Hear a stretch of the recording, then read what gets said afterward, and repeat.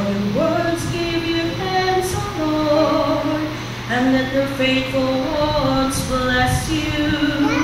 Let them discourse of the glory of your kingdom and speak of your might. Your friends make known